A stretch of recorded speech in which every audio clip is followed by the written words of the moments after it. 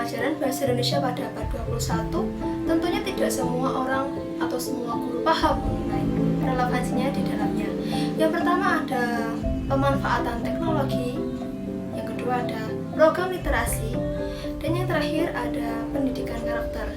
Dari beberapa pandangan, saya telah mencari beberapa referensi untuk pengetahuan saya.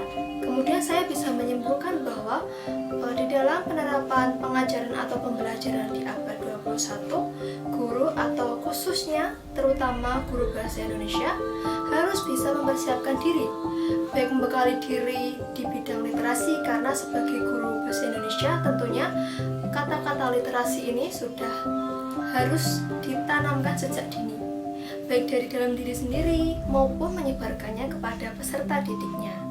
Karena literasi itu memberikan sebuah pengetahuan, bukan sebuah, tapi banyak sekali pengetahuan, manfaat yang ada di dalamnya. Seseorang, dalam hal ini peserta didik, akan lebih mempunyai banyak wawasan, pengetahuan, dan berbagai macam ilmu yang didapatkan. Bukan hanya bahasa Indonesia saja, tetapi juga relevan dengan berita-berita yang ditayangkan saat ini. Karena literasi itu bukan bertujuan untuk mata pelajaran saja, melainkan secara keseluruhan. Kebergunaan literasi ini membuat seseorang mampu berpikir jernih, berwawasan luas, dan berteguh dalam berpendirian. Yang kedua, adanya pemanfaatan teknologi pada tahun 2021 ini.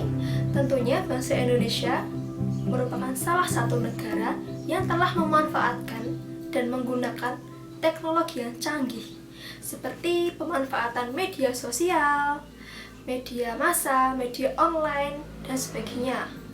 Berbagai macam keuntungan dapat diperoleh jika kita bisa memanfaatkan teknologi yang canggih ini, seperti halnya pemanfaatan media online di internet.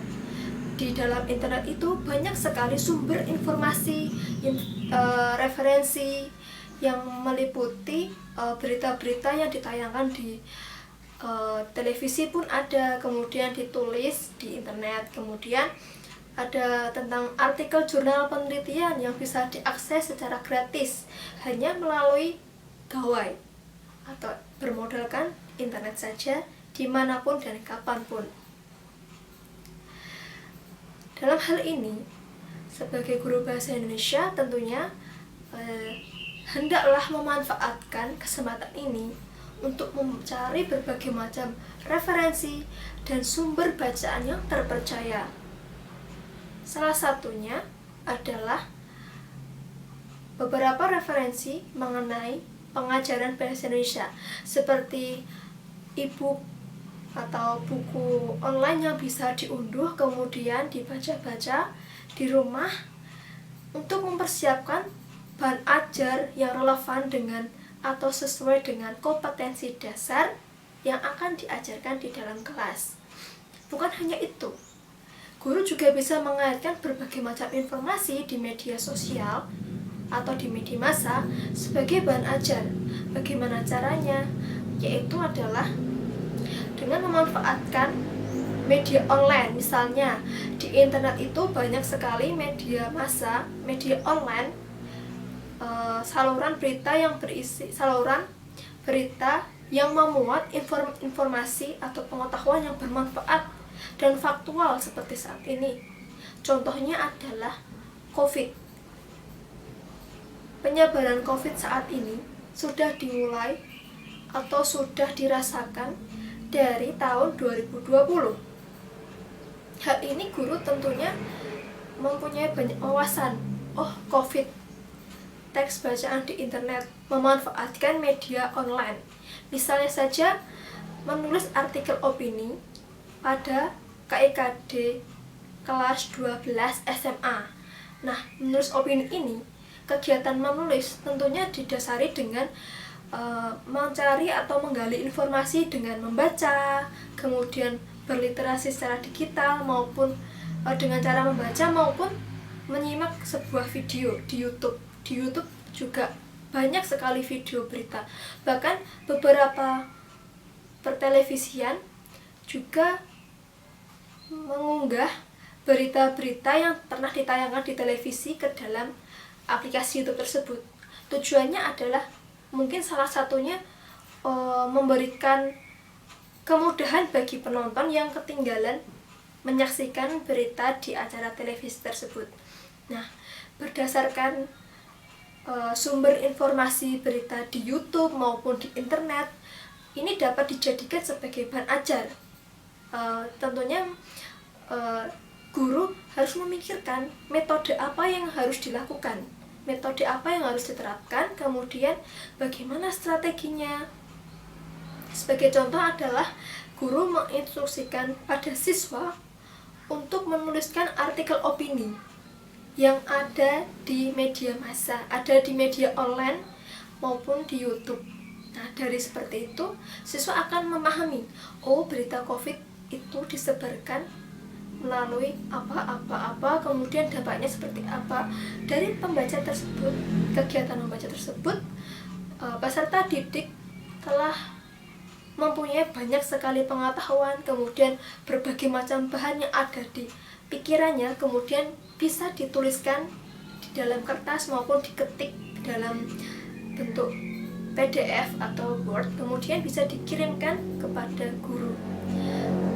Kemudian kemudian penggunaan buku online berupa novel, e-book online yang dapat diunduh atau dibaca melalui aplikasi Perpusnas. Nah, dalam hal ini, penggunaan aplikasi Perpusnas ini, siswa dapat meminjam buku dengan cara online. Kalau di dalam aplikasi tersebut, sesuai dengan kapasitas peminjamannya, jika masih tersedia, maka peserta didik dapat membaca buku tersebut. Kemudian setelah itu, pembelajaran ini termasuk dikategorikan apresiasi sastra yang juga masuk dalam mata pelajaran bahasa Indonesia pada kelas 12. Nah, jadi seperti itu. Kemudian di dalam internet itu pun banyak sekali menyediakan berbagai macam informasi yang lainnya, seperti contoh proposal tesis, kemudian contoh artikel opini, kemudian contoh beberapa soal-soal penugasan yang dibahas di internet. Tetapi ada bahayanya. Yang pertama, jika tidak digunakan secara semestinya, akan mengakibatkan kerugian atau dampak negatif, seperti halnya ketika peserta didik sedang melaksanakan ujian tengah semester, seperti saat ini kan masih online, kemudian secara sengaja siswa mencari jawaban yang ada di internet, padahal semestinya ketika UTS berlangsung, peserta didik harus mengerjakannya sesuai dengan kemampuan dan pengetahuan masing-masing. Karena tujuan dari penilaian UTS adalah untuk mengetahui seberapa besar pemahaman siswa mengenai materi yang diajarkan oleh gurunya. Selanjutnya, yang tadi sudah dibahas tentang internet yang termasuk dalam kecanggihan teknologi, kemudian juga literasi. Yang selanjutnya adanya penguatan pendidikan karakter. Seperti yang kita tahu saat ini, banyak sekali kasus siswa-siswa yang mungkin menyimpang dari yang diharapkan. Misalnya adanya tawuran, itu termasuk pelanggaran atau penyimpangan yang seharusnya tidak boleh dilakukan oleh siswa. Kemudian juga ada perselisihan antar teman hingga menimbulkan perkelahian di dalam kelas tersebut atau di sekolah. Sekolah sebagai tempat untuk menuntut ilmu, belajar, dan mengasah keterampilan, mengembangkan diri dan bakat, haruslah memiliki aturan-aturan dalam menjalankan pendidikannya. Dalam hal ini, guru sebagai pendidik harus juga mengawasi peserta didiknya. Kemudian memperkuat karakter-karakter siswa supaya berkepribadian baik. Misalnya hubungan antar teman itu hendaklah kuat dan saling membantu.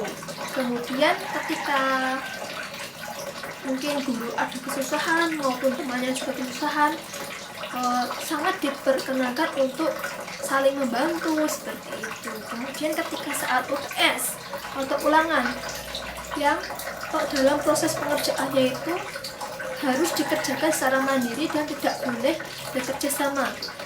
Dalam hal ini kejujuran sangat diutamakan. Nah, merujuk pada video dari dosen Bapak Rohmadi,